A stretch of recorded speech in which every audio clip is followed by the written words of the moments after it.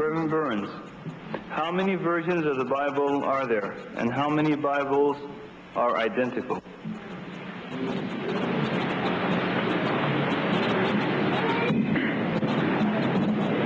The Bible that we have, and the Protestant version of the Bible claims to have 66 books, 39 in the Old Testament, 27 in the New. 39 books in the Old Testament, 27 in the New. If you look at that Bible, if you pick up, for instance, the Bible that I brought this evening, the Revised Standard Version of the Bible, it will have in certain, for instance, in Luke chapter 6, in one point it says, "Other ancient authorities read, despairing of no man." Okay? Now, if you were to look at the verse, you'd see that there are two alternate wordings. How could that have happened? Well, how did the Bible come into being? Presumably, if you take, for instance, the Gospel according to Luke, a man named Luke wrote it down. Okay? He wrote it down, no Xerox machines.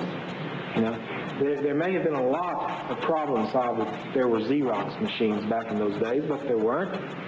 And so somebody copied down, it would become late at night, you know, and some of the scribes may have even been, you know, may have taken a little wine to help them go through the evening. Paul said, "A little wine for your stomach." No one ever changed that verse that I know of. So they're going along, and sometimes things happened. Words were left out, words were added, lines were skipped.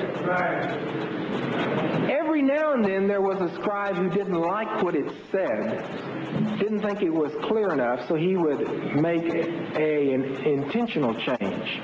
The amazing thing to me, though, is, and this is something, incidentally, that happens in all ancient literature, as I understand it.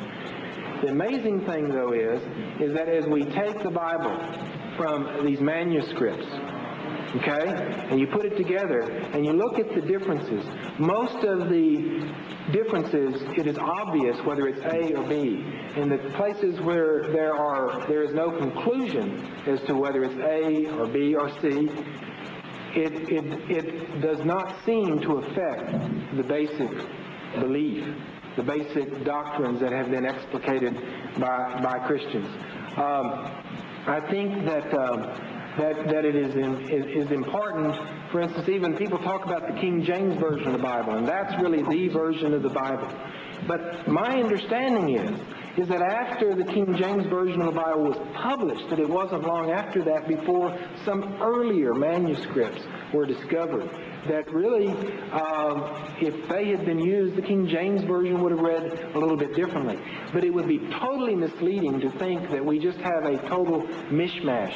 It would be like I am writing a letter to someone, and it's copied by my son and my grandson and my great-grandson and my great-great-grandson, and every now and then an article is changed, something is changed, but enough people, in fact, have copied that letter that it's so important that when you compare all the copies, it's pretty clear what the original letter said.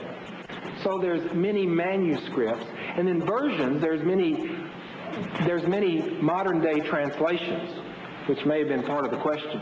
There's the Revised Standard Version, there's the King James Version, there's the Living Bible, which is more of a paraphrase than a translation. There's the New American Standard Version, there's the Good News Bible, many translations. And one of the problems in any translation is it's very difficult to make a translation from one language exactly to another. And so really the different modern-day translations, I think, help us to come to an understanding of what the original language was intending. Just a humble thought that I thought would be useful in this kind of exchange, because this is a very essential point. Reverend Byrne has given us the Booth theory of explaining some of the variations in the Bible. However, I have read some works of many biblical scholars who seem to indicate that there was also another thing which was going on, and that was the deliberate evolution of the status of Jesus, peace be upon him. There have been lots of studies on that. They note, for example, that in the earliest of the Gospel according to Mark, Jesus is described more really in human terms. And gradually, as time goes on, the two other Gospels which are based on it, Luke and Matthew, seem to expand more on that theme of divinity of Jesus, but not very frankly, until you get to the latest one, the Gospel according to John, where the full-fledged divinity of Jesus is indicated. For example, in the volume edited by John Heck, more than one biblical scholar indicated that many things were put on the lips of Jesus for the purpose of supporting the one controversy of the other that was going on in the early church. And we can never really divorce the New Testament writing or literature from the historical, cultural context in which it has risen. And there are a number of examples for this, which goes more than just somebody making a mistake in copying a word. The Gospel according to John, the latest, and the very famous statement, John 3:16, for God so loved the world that he gave his only begotten Son, whoever believeth in him shall not perish, but shall have everlasting life. A very common statement. You notice that the term begotten has been a foundation of some of the church doctrines when they insisted in the orthodoxy that Jesus is begotten, not made. According to the Revised Standard Version of the Bible, the word begotten is not authentic and it has been dropped out. There are several biblical scholars who show that this is not really in the most trusted manuscript. Now, one cannot say it is only by chance or because somebody was drinking booze that he added the term begotten. There seems to be a deliberate addition that meets the requirement of the ideas that existed that God begat sons, which is an idea that existed prior to Christianity. Number two, when the argument was going on about the Trinity, we find something very interesting that was quoted over and over and was the closest thing in the New Testament to any statement of the Trinity. The Epistle of John, the first Epistle of John, chapter 5, verse 7. For there are three that bear witness in heaven, and speaks about the Father, the Son, and the Spirit. Now, it was found that that epistle actually is not authentic, and it has been dropped, even though it was one basic foundation of the Trinity. If you check the Revised Standard Version of the Bible, you would not find it there, but they split the verse number, so the number of verses is the same, but that statement does not appear anywhere.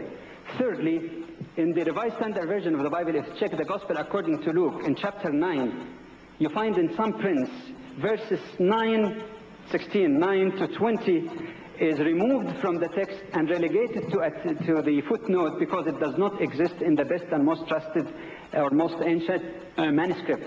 And strangely enough, this is the part that speaks very clearly about the resurrection of Jesus, and being the earliest of the four Gospels was the basis for the two other synoptic Gospels, Luke and Matthew.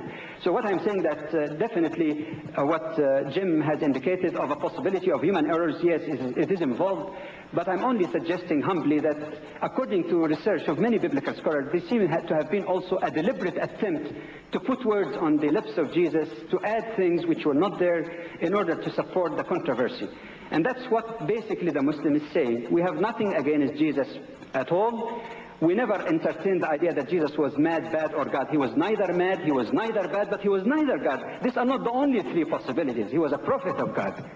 That's what the Muslim would say. All the dispute we have is that there is a difference between the teaching, the pristine monotheistic teaching of Jesus, which is no different from the prophets of the old, or from Prophet Muhammad for that matter, and what you might call churchianity, the Christianity as formulated by the religious institution. And I appreciated the honesty of Reverend Byrne when he said earlier that there have been many myths about Jesus, and I agree with him fully. Jesus is not a myth himself. According to the Quran, he did exist and live. But many myths has been created about Jesus because the idea of God incarnate existed before Jesus.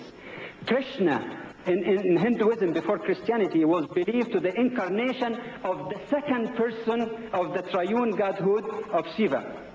Buddha was regarded as the incarnation of God. Mithra was believed to be the son of God, born on the 25th of December, died for the sins of humanity, went to the hell for 3 days and ascended to heaven.